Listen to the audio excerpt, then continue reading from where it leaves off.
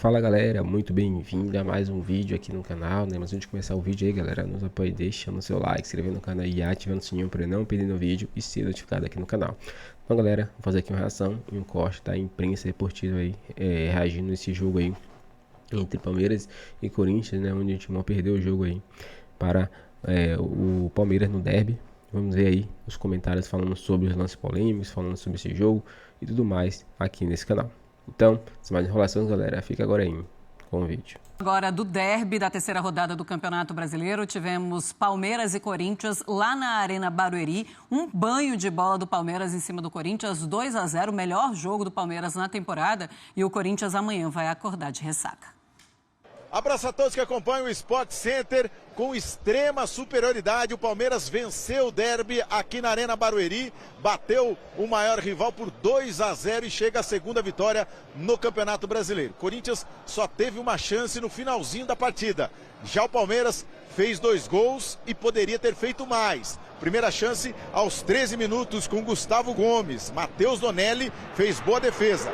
Na sequência do lance, a bola sobrou para Piquerez, que arriscou de fora da área e fez o primeiro gol do Palmeiras. Aos 18 minutos, Felipe Anderson, depois de uma troca de passe do ataque do Palmeiras, acertou a trave, uma pancada.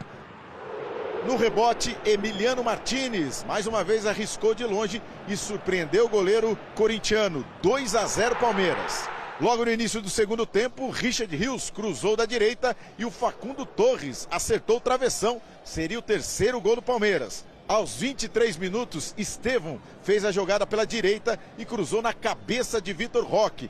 Primeiro gol dele com a camisa do Palmeiras, mas novamente anulado pelo árbitro que marcou impedimento do Gustavo Gomes depois de consultar o VAR.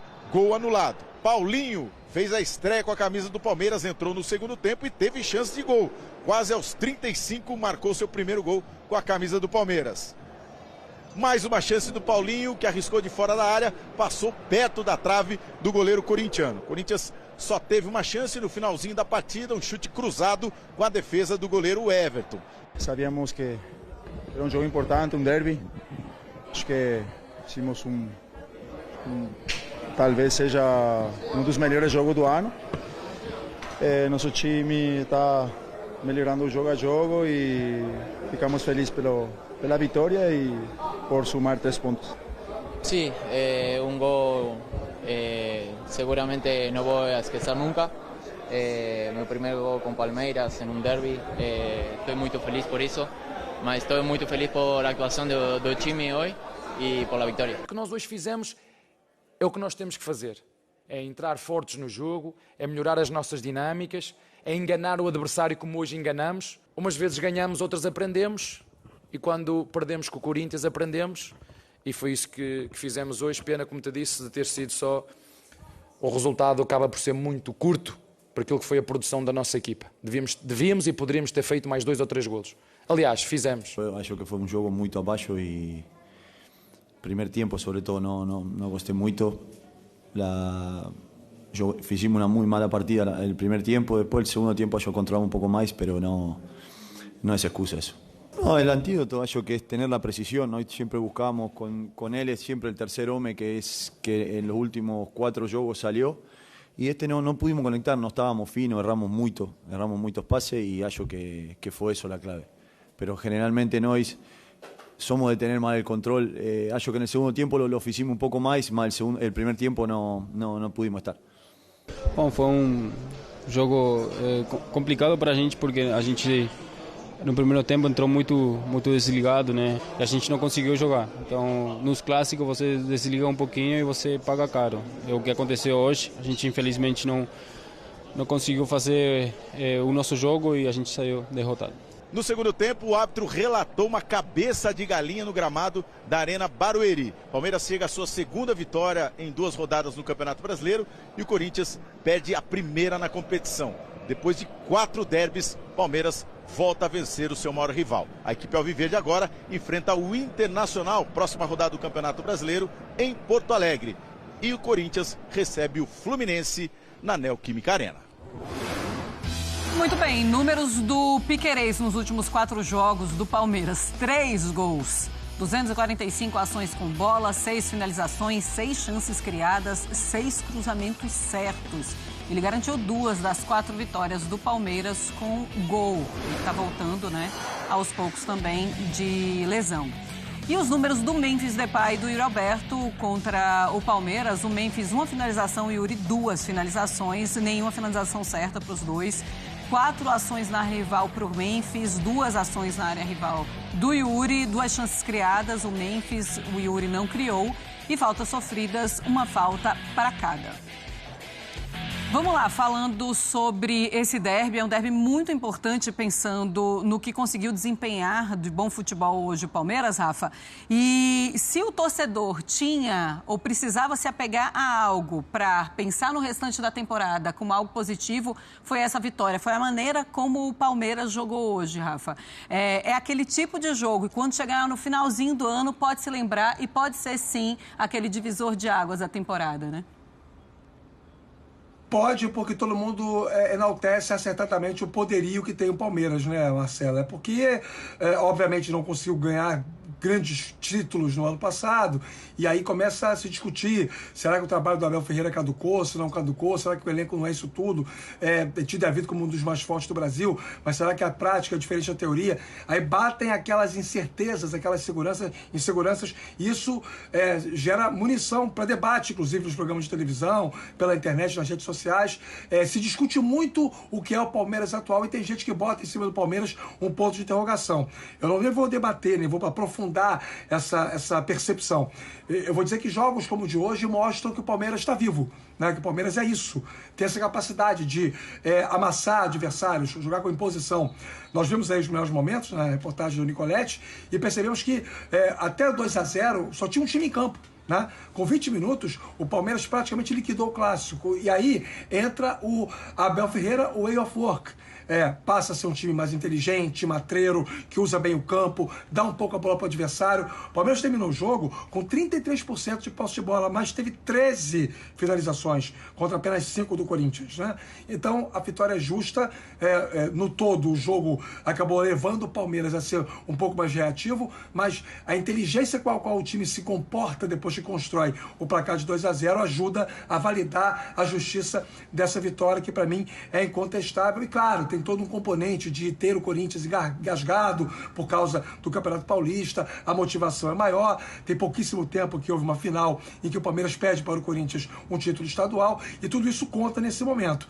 Agora, 2 pontos que são importantes a serem enaltecidos, um de cada lado. Primeiro, em relação ao Palmeiras, esse 3-4-3 maquiado que o Abel criou, com um lateral de ofício por um lado e um ponta pelo outro lado funcionando como ala, próximo do Estevão, permite que o Palmeiras tenha 2 metodologias diferentes de jogo, uma em cada lado, né? Se pelo lado esquerdo o time é um pouco mais vertical, objetivando o fundo, pelo lado direito é um time mais construtor, que puxa a marcação adversária para dentro do campo. E isso causa desequilíbrio na linha de marcação do Corinthians. Causou hoje, né? Embora o Ramon Dias tenha escalado um Corinthians com mais gente, que ocupa a primeira linha do espaço de meio campo. E do outro lado, é evidente que sem o Garro, o Corinthians perde muito.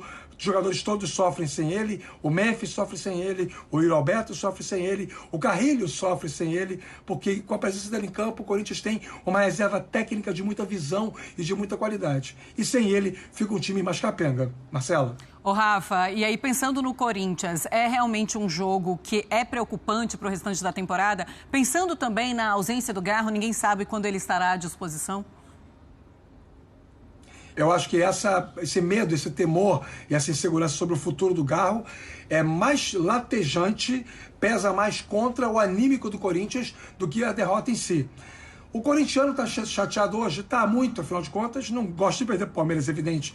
Mas, na hora de tirar sarro com o torcedor rival, vai lembrar, tá bom, perdemos hoje, mas ganhamos quando valia a taça. Eu acho que isso é uma coisa que acaba aqui num campeonato com 38 rodadas, se torna um problema de fácil administração. Daqui a pouco vem outro jogo, e mais outro jogo, e o derby vai ficar para trás. Agora, essa incerteza sobre o Garro, ela realmente é preocupante. porque o que se percebe é que o Corinthians consegue ser um time compacto e de criatividade quando o Galo está em campo, porque a movimentação sem bola que ele desenvolve numa segunda linha de meio campo é que dá o tom do espaço que é gerado para o Corinthians construir as suas jogadas. Sem ele, não tem ninguém no elenco que tenha essa capacidade. O Bidon até tenta, um jogador técnico, mas não tem a mesma visão, não tem o mesmo viés de raciocínio rápido.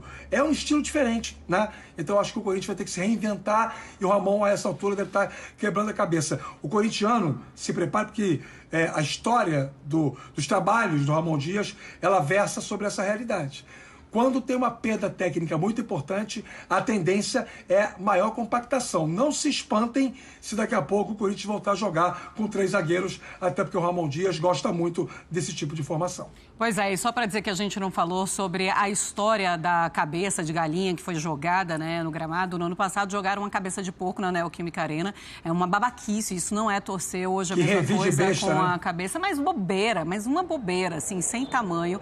Isso não é torcer, isso não é legal e, pelo amor de Deus, vamos deixar de babaquice e começar a torcer direito. Nem vale cabeça de porco, nem cabeça de galinha, isso é a maior besteira. Vamos seguir o Sport Center. Então é isso, galera. Chegamos mais ao fim de um vídeo aqui no canal, falar um pouquinho sobre esse vídeo, né? O Corinthians acabou tendo um apagão durante a partida, né?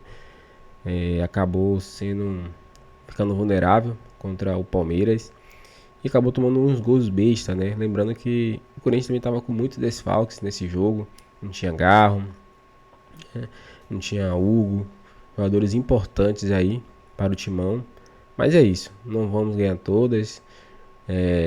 E esse jogo aí é um dos vários outros no Brasileirão, né? Então dá ainda para, vamos dizer assim, né, dar o troco, né?